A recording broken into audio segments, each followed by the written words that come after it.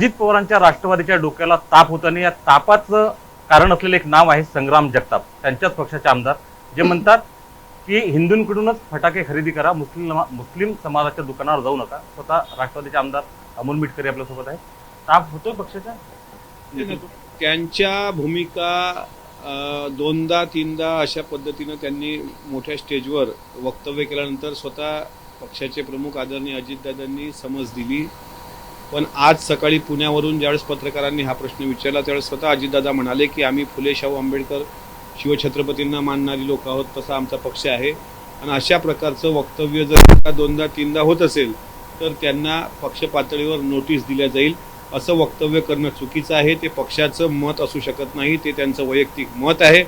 राहिला प्रश्न सदर आमदार महोदयांनी केलेल्या वक्तव्याचा, तर आजही दर मंगळवारी सर्व आमदार मंत्रालयामध्ये असतात कॅबिनेटमुळे. त्यांना माझी विनंती आहे तुमच्या चॅनलवरून की कॅबिनेटची बैठक संपल्यावर आपापल्या गाड्या काढून प्रॉपर्ट मार्केट मुंबईला जा. तिथं रांगोळीचे व्यापार, तिथं होलसेल लाइटिंग, होलसेल फटाके हे विकणारे सगळे आपले मुस्लिम बांधव आहेत आणि खरेदी करणारे सगळे आपले हिंदू बांधव आहेत. एकट्या मुंबईची अशी परिस्थिती आहे तर दिल्लीपासून गल्लीपर्यंत सर्वात जास्त व्यापार करणारा सिंधी बांधव, मुस्लिम बांधव, मारवाडी बांधव, गुजराती बांधव हीच लोक आहेत. आणि आपले हिंदू बांधवांना कोणी व्यापार करायला अडवलंय? तुम्ही पण फटाक्याचा व्यापार करू शकता, पण अशा प्रकारे तुम्ही घेऊच नका. मग माझं असं म्हणणं आहे, आता मार्केटमध्ये दिवाळीच्या आता मी मोजरीत पाहिलं, राजस्थानच्या पंत्या आल्या, गुजरातच्या पंत्या आल्या, महाराष्ट्राच्या कुंभारवाड्यातल्या पंत्या कुठे आहेत?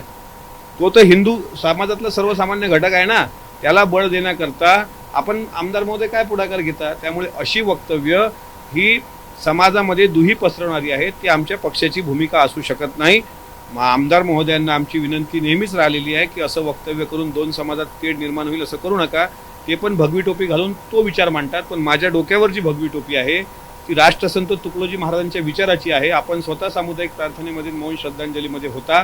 इथे प्रार्थनामध्ये टोपी घातल्यानंतर तुम्हाला हिंदू धर्माची प्रार्थना ऐकायला भेटली, मुस्लिम धर्मियांची अजान ऐकायला भेटली आणि बुद्ध धर्माची धम्मवंदना ऐकायला भेटली.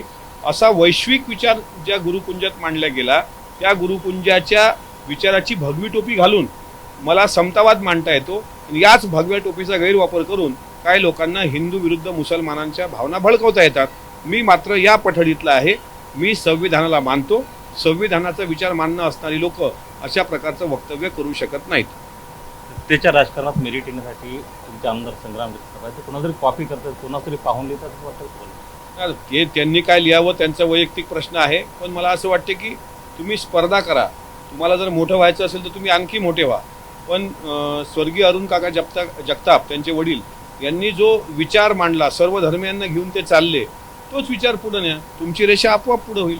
पण कोण्या मुस्लिमांना बोलून, कोण्या आणखी धर्माला असं वादग्रस्त बोलून मला असं वाटते की तो पक्षाची विचारधारा नाही आहे. आणि आपल्या जिल्ह्याची अहिल्यानगरची विचारधारा पण ती नाही. पुण्यश्लोक अहिल्यामाई होळकरांचं जन्मस्थळ जिथं येतं, ज्या माऊलीने सगळ्या समाजाला घेऊन जाण्याचा संकल्प केला, त्या माऊलीच्या मातीत अशा पद्धतीचा विचार कसा रुजतो हाच मोठा म्हणजे संशोधनाचा विषय आहे. मित्र असलेले नितेश राणे आता शांत आहेत, मात्र तुमच्या पक्षाचे आमदार आता बोलत आहेत. वेगळं लिहून देतं असं वाटतं? आमचे मित्र कुठं शांत आहेत? कालच तर ते बोलले. MIMची एक सभा झाली अहिल्यानगरला, त्यानंतर आमच्या मित्रांवर तिथं काही बोलल्या गेलं. आमच्या मित्रांनी पण उत्तर दिलं. हे काही कोणी स्क्रिप्ट लिहून देत नसतं. प्रत्येकाला आपापल्या पद्धतीनं समोर असं काही मॉप दिसला, एखादी गर्दी दिसली, पटकन मग कोणीतरी काही बोलून जातं. पण तुम्ही बोलून जाता, तुम्हाला काय भेटतं? मी विचारा इथे गुरुकुंजातल्या लोकांना, तुकडोजी महाराजांचं भजन आहे भगव्या टोपीमध्ये, का छळता दुसऱ्या धर्मा, का यात मिळे प्रभू प्रेमा, कुणी नमाज आपुले पडती, कुणी ध्यान समाधी धरती, तुम्ही त्यास हसता निष्कामा, का यात मिळे प्रभू प्रेमा. तुम्हाला यात प्रभूचं प्रेम मिळतं का? तुम्ही मुसलमानाच्या नमाजाला हसताय, अजानाला हसताय, तुम्ही बुद्ध वंदनेत हसताय. तुकडोजी महाराज विचारतायत हे. त्याच्यामुळे यांना प्रभुप्रेम मिळत नाही.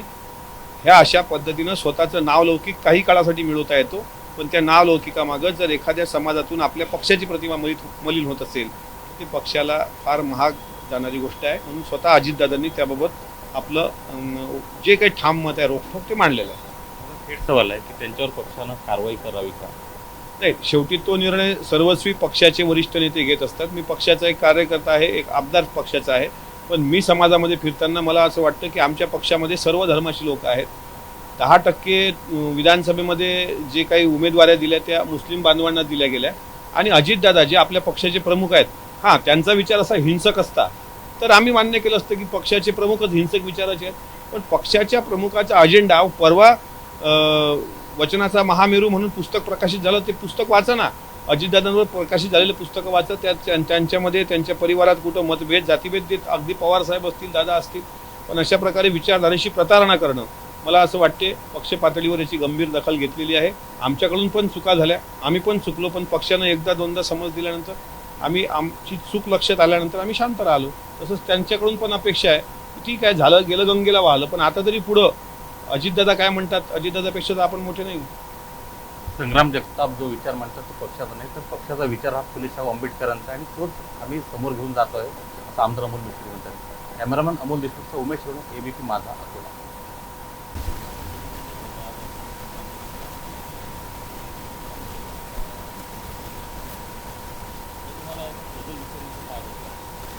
सत्तावन्न वर्ष झाली राष्ट्रसंतांना जाऊन. आजचा 57वा पुण्यस्मरण दिवस होता. देशभरातून विदेशातून सुद्धा हजारो लाखो राष्ट्रसंतांना त्यांच्या विचाराला मानणारे अनुयायी आज गुरुकुंजात दाखल होत असतात. मी माझ्या जीवनाची सुरुवात याच ठिकाणाहून केली, गुरुकुंजातून. आणि सार्वजनिक जीवनाची सुरुवात करताना दरवर्षी न चुकता मला जसं शक्य होत असेल तसं मी गुरुकुंजाच्या कोरोनाचा काळ जर सोडला तर मी दरवर्षी या ठिकाणी येतो. आणि दरवर्षी या ग्रामगीतेची राष्ट्रसंतांच्या विचाराची शिकवण आहे की इथं येणाऱ्या प्रत्येकाला मौन श्रद्धांजलीच्या नंतर सर्व धर्म समभावाच्या प्रार्थना ऐकायला मिळतात. त्यामध्ये पहिली होती बुद्धवंदना, मग होते जैन धर्माची प्रार्थना, मग ख्रिश्चन धर्माची प्रार्थना, मग बुद्धाचा अजान एक प्रार्थना. असा 50 वर्षापासून तरी मी पाहत आलेला प्रोटोकॉल माझ्या माहितीप्रमाणे आहे. म्हणजे मी अनेक वर्षापासून पाहतो, पण 57 वर्ष हेच चाललंय गुरुकुंजात. पण अलीकडे आजचं चित्र असं दिसलं की ज्या विचारपीठावर राष्ट्रसंतांचा फोटो आहे त्याच्या अवतीभोवती विविध धर्माची जी चिन्ह होती ते होर्डिंग पण दिसलं नाही कुठे. आम्ही ज्या अपेक्षेनं आलो की इथं आता सर्व धर्म समभाव सांगणारा आता हा एकमेव पंथ राहिलेला आहे राष्ट्रसंत तुकडोजी महाराजांचा गुरुदेव सेवा मंडळ.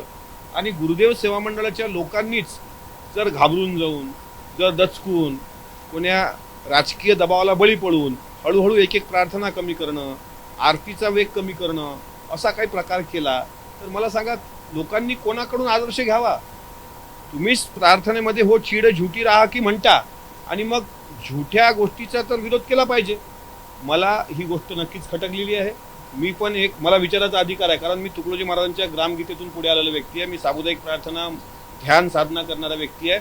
आज तुम्ही बघा, कोण यावं, कोण्या पीठाच्या मठाधिपतींनी यावं हा त्यांचा वैयक्तिक विषय. आता तुकडोजी महाराज अखिल भारतीय विश्व हिंदू परिषदेचे पण अध्यक्ष होते, साधू आखाड्याचे अध्यक्ष होते, पण तुकडोजी महाराजांचा विचार हा मुस्लिम विरोधी कधीच नव्हता.